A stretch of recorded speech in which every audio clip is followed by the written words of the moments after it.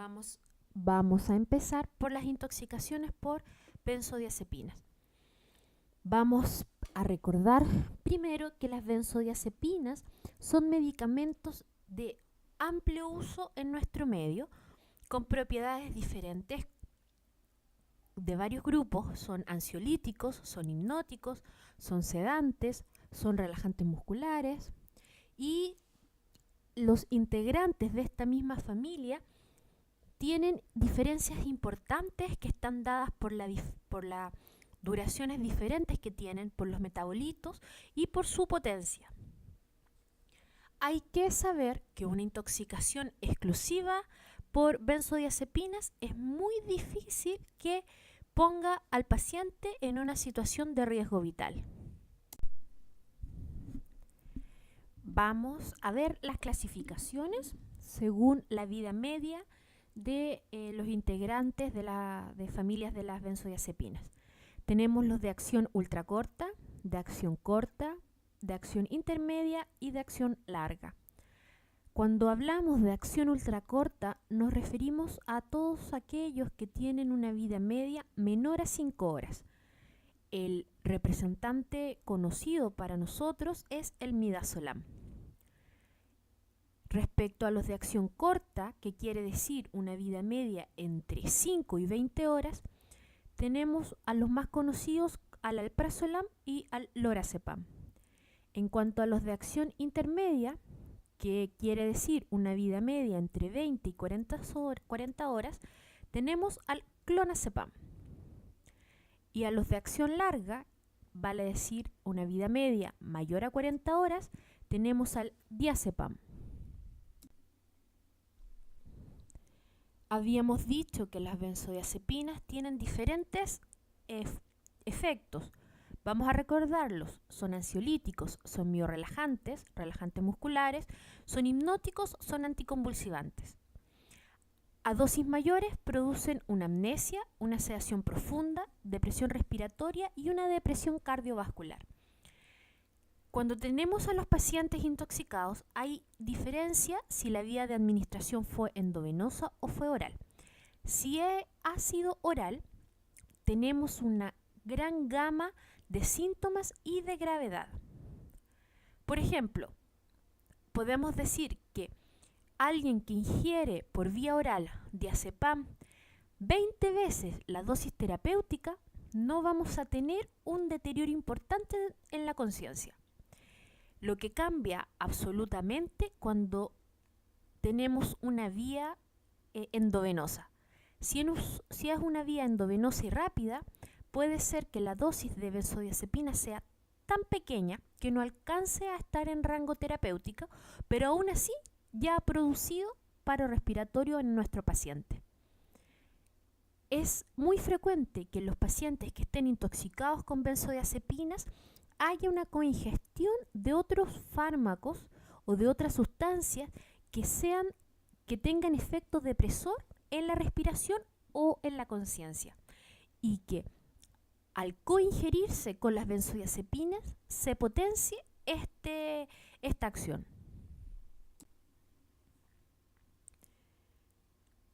Sobre la depresión que producen en el sistema nervioso central, ya habíamos mencionado que va a ser una depresión rápida si es por vía endovenosa y mucho más lenta si es por vía oral, que se va a manifestar entre los 30 y los 120 minutos dependiendo de qué fármaco se ha ingerido. Los síntomas más comunes tenemos el deterioro del nivel de conciencia, una sedación profunda, hiporreflexia, hipotonía, recordar que son relajantes musculares, y el paciente puede presentar también ataxia, disartria, nistagmus y miosis. Si nos enfrentamos ante un paciente intoxicado y que está en coma, debemos siempre sospechar que ha ingerido alguna otra sustancia que produzca también compromiso de conciencia y que se esté potenciando junto a las benzodiazepinas.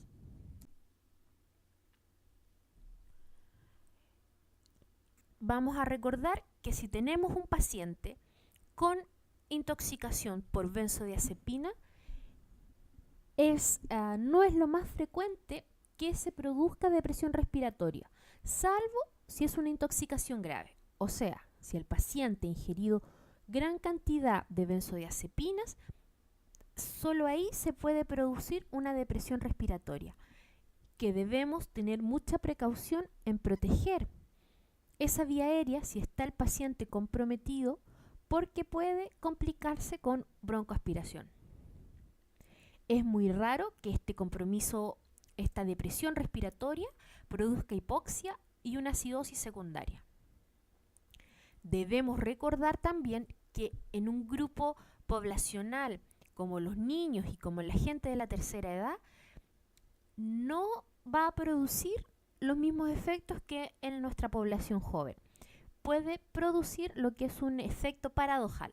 En vez de sedación y deterioro del nivel de conciencia, puede producir una excitación, una psicosis, una agresión de estos grupos etarios, en los extremos de la vida, los niños y los ancianos. Sobre el manejo, ABC siempre es nuestro primer approach frente a un paciente intoxicado o un paciente que viene con compromiso de conciencia, un paciente en el recuperador, un paciente en urgencia, es ver si tiene la vía aérea despejada, permeable, si tiene una ventilación efectiva que nos sirva, porque la ventilación, una respiración agónica no nos sirve, y un estado circulatorio hay que evaluarlo, ¿cierto? Entonces, ABC, siempre. Sobre la descontaminación digestiva, el objetivo es disminuir la absorción. Lo aconsejado es durante la primera hora post-ingesta. El carbón activado se usa también y con dosis de 1 gramo por kilo. Siempre hay que proteger la vía aérea, recordar, para evitar la broncoaspiración. Y la broncoaspiración no solo de vómitos, sino también de carbón activado. Las neumonitis químicas pueden ser mucho más graves que las intoxicaciones por benzodiazepinas, sino por lo que hemos conversado. Y ni el carbón activado ni el lavado gástrico se ha probado de que mejore el pronóstico en una intoxicación. La diuresis forzada, ni depuración extrarrenal, esto quiere decir el carbón activado en dosis múltiples, o sea, ni dar diuréticos, ni dar carbón activado en varias dosis aumentan la eliminación del tóxico. Por lo tanto, no están aconsejadas. Inducir el vómito, eso ya no se usa en ningún tipo de intoxicación porque no es útil y está contraindicado en un paciente en que tenga una vía aérea desprotegida aparte. Recordar entonces, como lo hemos mencionado en otros temas, que el lavado gástrico debe ser dentro de la primera hora después de haber ingerido el tóxico, siempre y cuando la cantidad de tóxico que el paciente ha consumido ponga en riesgo vital al paciente. Si no, no. Recordar que el 70 o el 80% del fármaco ya fue absorbido a la hora post-intoxicación. Y siempre recordar que hay que proteger la vía aérea del paciente antes de cualquier procedimiento. Como habíamos mencionado anteriormente, el carbón activado en dosis repetidas, que es lo que se llama depuración extrarrenal, no es útil en este tipo de intoxicación, por lo tanto no se aconseja. Dar catárticos, o sea, fármacos o sustancias para favorecer la eliminación por vía fecal, no tiene ninguna utilidad, así que tampoco se aconseja su uso. Y como ya habíamos mencionado, los diuréticos no aumentan la velocidad de eliminación de las benzodiazepinas, así que no se aconseja y no se justifican. Las benzodiazepinas cuentan con un antídoto que es el flumazenil, la marca registrada es Lanexate y es un antagonista competitivo de las benzodiazepinas y también parcialmente de otras drogas que no son las benzodiazepinas, como cuáles, como el bacolfeno, la carbamazepina, el etanol, el zolpidem, que son las más conocidas. Cuando nosotros damos flumazenil, no queremos que el paciente despierte y esté en Glasgow 15. Ese no es nuestro objetivo. Nuestro objetivo es que el paciente mejore el nivel de conciencia para que pueda proteger su vía aérea, para disminuir el riesgo de broncoaspiración y pueda ventilar de forma adecuada. Entonces, si nosotros tenemos un paciente que está con un gran compromiso de conciencia, no darle flumazenil hasta que esté en Glasgow 15, porque no es nuestro objetivo. Nosotros debemos buscar que mejore el nivel de conciencia, tanto así para que proteja su vía aérea, tanto así para que mejore y tenga una ventilación efectiva. El flumazenil, entonces, está indicado en caso de coma profundo y o hipoventilación. Entonces, su uso está restringido a pacientes con sedación profunda y pacientes con depresión respiratoria. ¿Cómo administrarlo? Se da un bolo de entre 0,1 y 0,25 miligramos. Esto se administra en 1 minuto. Uno debe esperar entre 1 y 2 minutos para ver si hay respuesta o no. Si no tenemos respuesta, podemos dar otro bolo o más bolos hasta tener un máximo de 1 a 2 miligramos haberle dado al paciente. Los síntomas se revierten entre 1 y 5 minutos, pero tiene una vida media corta, 45 minutos. Esto es muy importante, pues si nos llega un paciente con compromiso de conciencia importante, le vamos a dar flumazenil. El flumazenil va a hacer que mejore su nivel de conciencia, que proteja su vía aérea, que ventile en forma adecuada. Y si nosotros nos confiamos, olvidamos este gran detalle de la vía media del flumazenil, lo podemos dejar en sala o en algún lugar sin la monitorización adecuada. Y luego de 45 minutos, el paciente va a volver a caer en depresión respiratoria, en compromiso de conciencia y sin protección de la vía aérea, con todo el aumento de la morbimortalidad que esto significa.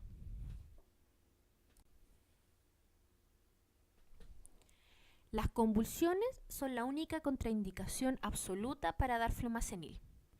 Hay que utilizarla con precaución en caso de que el paciente tenga epilepsia o de que haya ingerido otros fármacos que pueden ser proconvulsivantes.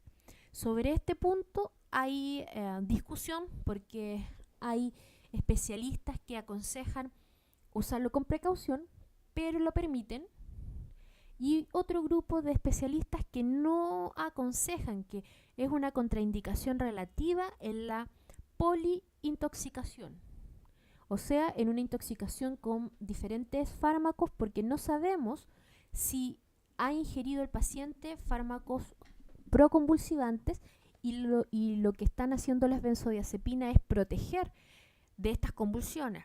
Entonces, al darle flumazenil, desencadenaría las convulsiones. Ahora, si por alguna razón medimos en los niveles plasmáticos de benzodiazepinas después de haber dado flumazenil al paciente, vamos a tener niveles falsamente aumentados porque la molécula del flumazenil se parece bastante a la de las benzodiazepinas. Por lo tanto, al hacer la medición, vamos a estar midiendo las benzodiazepinas y por otro lado al flumazenil.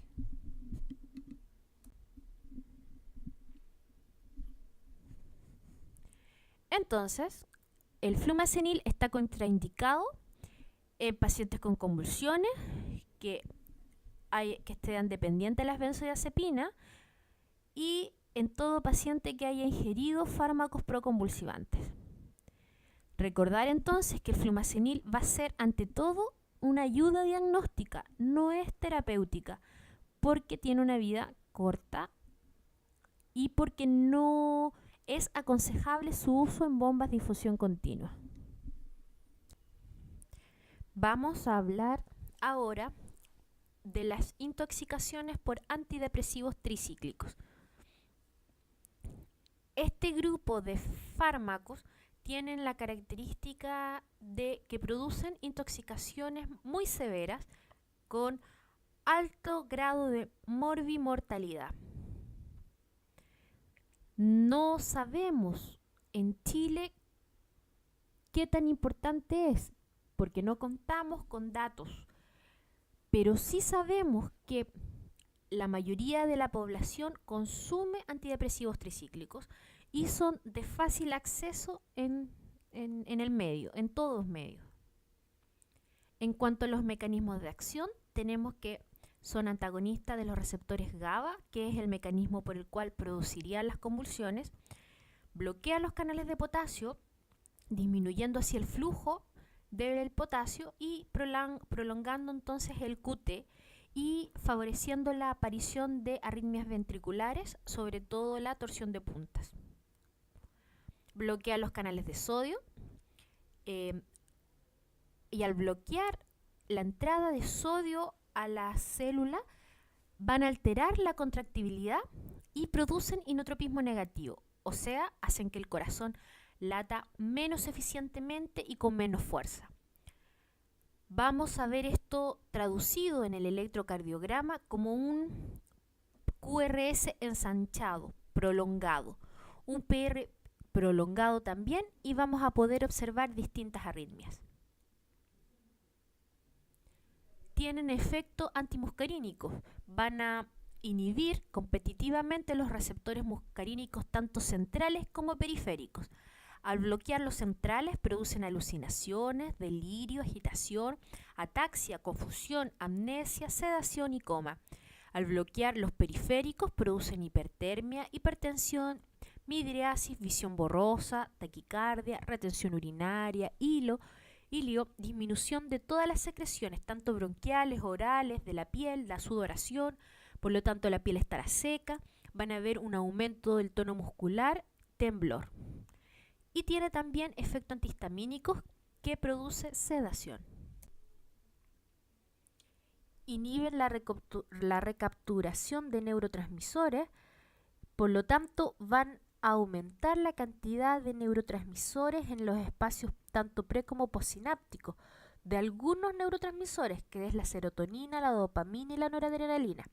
Por lo tanto, al aumentar la cantidad de estos neurotransmisores, se va a ver exaltado todos los efectos simpáticos, o sea, hay efectos simpático-miméticos. Por otro lado, van a inhibir los receptores alfa-adrenérgicos, sobre todo alfa-1, y se va a producir vasodilatación e hipotensión ortostática. Sobre la toxicocinética, debemos saber que en forma terapéutica hay un pic plasmático entre las 2 a las 8 horas post ingesta. Pero cuando estamos hablando de intoxicaciones, debemos recordar que tiene un efecto anticolinérgico, por lo tanto va a haber hilio, va a haber un enlentecimiento del vaciamiento gástrico y por lo tanto un retraso en la absorción. Por lo tanto, este pic plasmático se va a retrasar. Debemos saber también que el metabolismo es totalmente hepático. Hay que tener ojo con esto, sobre todo en las coingestas con fármacos que sean hepatotóxicos. La vida media en rangos terapéuticos es de 24 a 36 horas, pero esto se extiende en intoxicaciones hasta 72 horas. Aproximadamente una dosis tóxica es de 10 miligramos kilo al día, aprox, donde se ven complicaciones severas. En cuanto a las clínicas, hemos separado por sistema para hacerlo más didáctico y vamos a empezar por el sistema cardiovascular. En el electrocardiograma, que en el fondo vamos a tener la traducción, vamos a ver un QRS prolongado, ensanchado, que nos va a hablar de un retraso en la conducción intraventricular del corazón, y este QRS nuestro corte va a ser mayor a 100 milisegundos, va a tener significado patológico. ¿Por qué? Porque si encontramos un QRS mayor a 100 milisegundos, va a aumentar la probabilidad de convulsiones. O sea, el 30% de los pacientes con un QRS mayor a 100 milisegundos tendrá convulsiones. Vamos a ver también en el electrocardiograma un QT prolongado. Podemos ver también una taquicardia sinusal que va a estar agravada por una hipoxia, por hipotensión o por hipertermia. En cuanto a las arritmias ventriculares, recordar que la taquicardia ventricular es la arritmia ventricular más frecuente en este tipo de intoxicación, que vamos a tener un QRS ensanchado, que es el preámbulo a estas taquicardias ventriculares, y que estas arritmias ventriculares van a ser precipitadas por convulsiones, hipoxia, hipotermia, acidosis. Existen también las arritmias tardías, porque en general las complicaciones de la intoxicación por antidepresivos tricíclicos aparecen entre las 24 a las 48 horas post ingesta. Después de esto, la probabilidad de complicaciones disminuye significativamente. Pero hay arritmias tardías que pueden aparecer hasta el 5.º día post intoxicación, pero son extremadamente poco frecuentes. Otro síntoma o manifestación del sistema cardiovascular es la hipotensión, que va a ser producida por una disminución de la contractibilidad miocárdica, acordarse del inotropismo negativo, por los bloqueadores de los canales de sodio y por vasodilatación.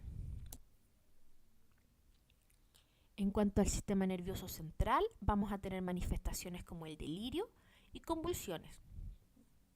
El delirio, que es por el efecto anticolinérgico, va a estar acompañado de otros signos anticolinérgicos como la midriasis, la hipertermia, la sequedad de la boca, el paciente taquicárdico, retención de orina, hilio. Y en cuanto a las convulsiones, recordar que son más frecuentes las primeras horas de la intoxicación y pueden producir hipertermia y rabdomiólisis. Estas convulsiones generalmente son generalizadas y autolimitadas. La hipertermia es una consecuencia de la producción excesiva de calor, pero también de la alteración de la pérdida de calor, porque si recuerdan vamos a tener una disminución de todo tipo de secreciones, tanto orales, bronquiales y también de sudor. Por lo tanto, vamos a tener un mecanismo menos para la disipación de calor.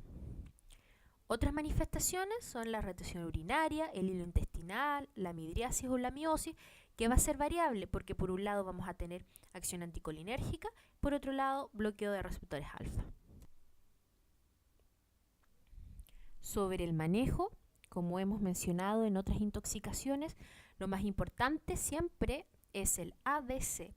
Tiene una vía aérea permeable, tiene una ventilación que es realmente efectiva. ¿Cómo es el estado circulatorio? Debemos siempre mantener al paciente vivo antes que pensar en qué antídoto o en qué tipo de intoxicación tenemos frente a nosotros. Siempre ABC. Vamos a evaluar los cambios electrocardiográficos, que son muy importantes porque son predictores de las complicaciones neurológicas o cardíacas que puede presentar el paciente. Y al verlo podemos tener una taquicardia sinusal, un eje derivado derecha, prolongación del PR, prolongación del QRS, prolongación del QT. Recordar que un QRS ensanchado mayor a 100 milisegundos está asociado a convulsiones en un 30% de los casos.